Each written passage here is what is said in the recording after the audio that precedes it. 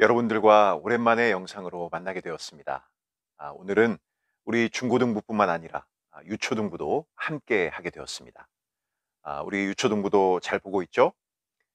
얼마 전부터 중고등부와 유초등부가 연합으로 예배를 드리게 되었는데 사무엘상 말씀을 함께 듣고 있기 때문에 영상으로도 같이 하는 것이 맞다고 판단을 해서 유초등부도 이 시간에 참여하게 된 것입니다. 그런데 10분 사묵자, 이게 무슨 뜻인지 궁금해할 우리 유초등부 친구들을 위해서 간단히 설명을 하면 10분 동안 사무엘서의 말씀을 묵상하는 자리의 줄임말입니다. 짧은 시간 동안 우리가 사무엘상의 말씀을 이어서 보게 될 텐데 이 시간 집중해서 들을 수 있기를 바랍니다. 그럼 10분 사묵자 시작하겠습니다.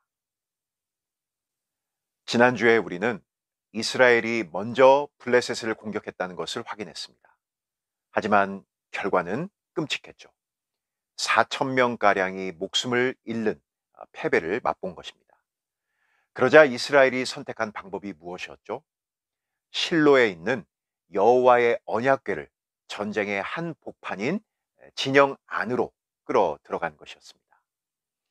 오늘은 이제 거기서부터 말씀이 시작되는 것을 알 수 있습니다. 5절은 여호와의 언약궤가 들어간 장면이 어떠했는지를 우리에게 설명을 해주고 있는데 5절 말씀을 제가 한번 보겠습니다.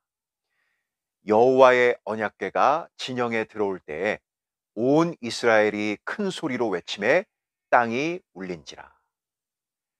여호와의 언약궤가 들어온 순간 우레와 같은 함성이 울렸고 어찌나 그 소리가 컸던지 땅이 울릴 정도였다라고 표현을 하는 것입니다.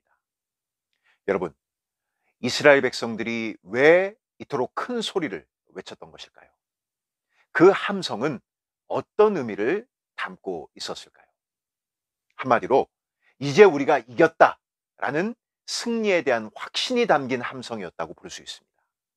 이 소리가 어찌나 컸던지 적군인 블레셋 진영까지 들리게 됩니다. 그리고 왜 이런 함성이 들리는지를 확인을 해보니 여호와의 언약궤가 들어왔기 때문이라는 것을 그들이 알게 된 것입니다. 그러자 어떤 반응을 보이게 되죠?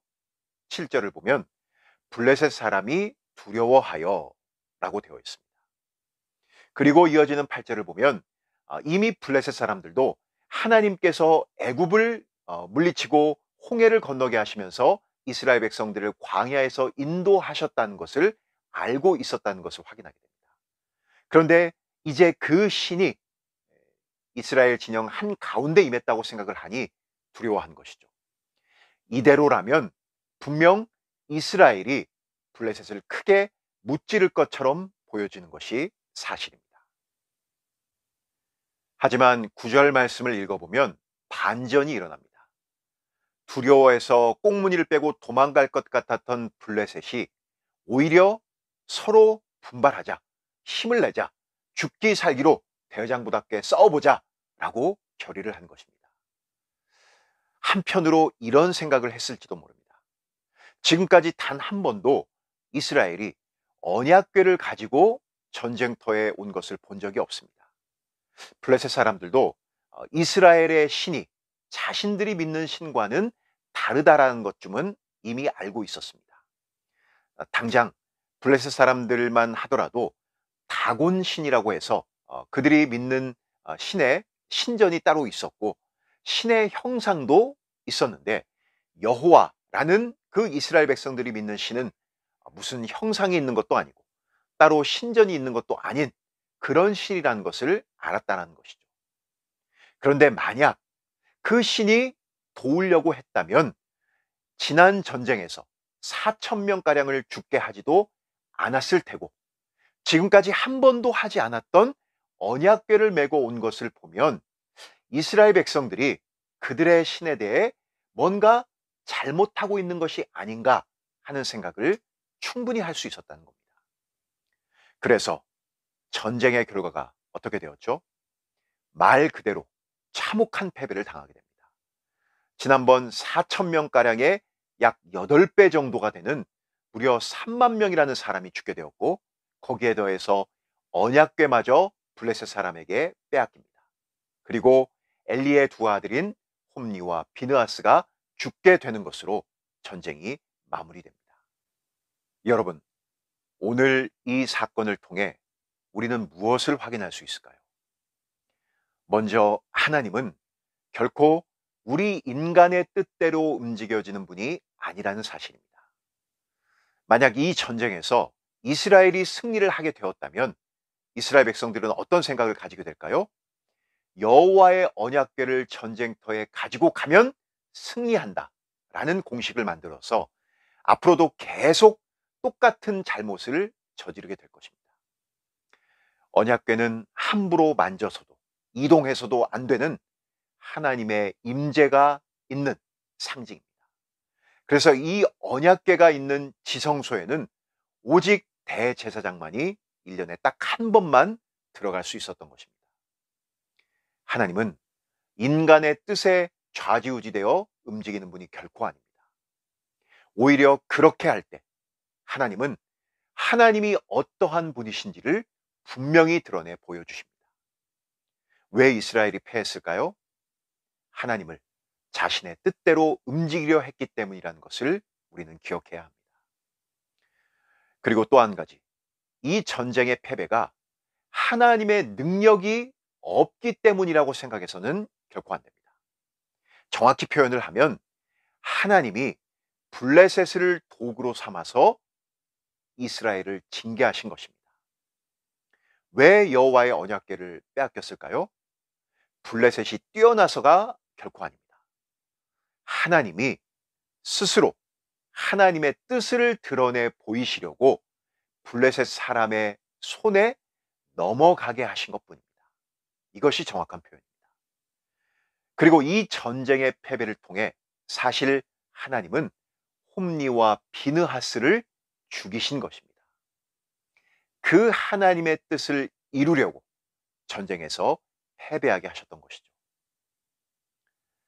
가장 하나님의 뜻을 바르게 알고 앞장서서 순종해야 할 제사장 홈니와 비느하스, 이 두 사람이 오히려 하나님께 가장 불순종하는 일에 앞장서고 있던 것이 지금 이스라엘이 처해 있는 안타까운 영적인 상태, 그들의 현실이었던 것입니다. 오늘 이 사건을 통해 우리는 무엇을 깨달아야 할까요?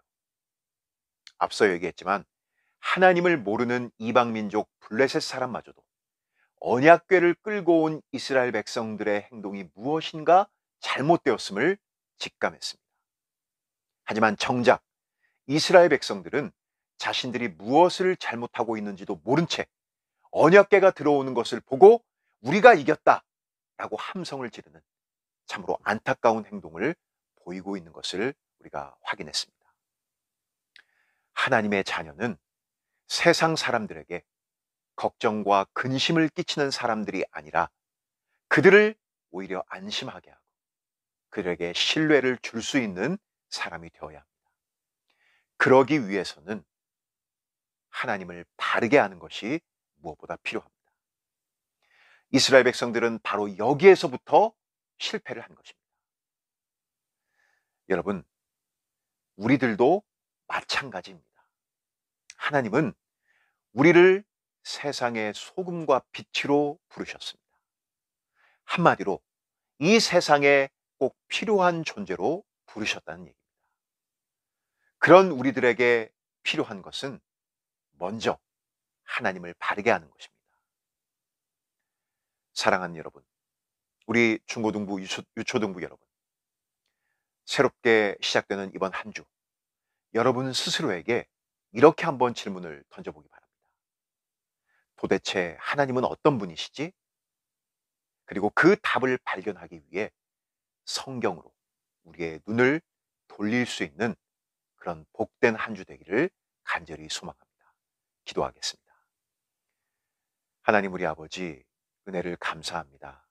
비록 우리가 코로나 사태의 어려움으로 함께 하지는 못하지만 이 시간 우리에게 주신 말씀을 통해서 우리가 하나님의 자녀로 어떻게 우리의 삶의 현장에서 살아가야 될지를 생각하게 하시니 참으로 감사합니다.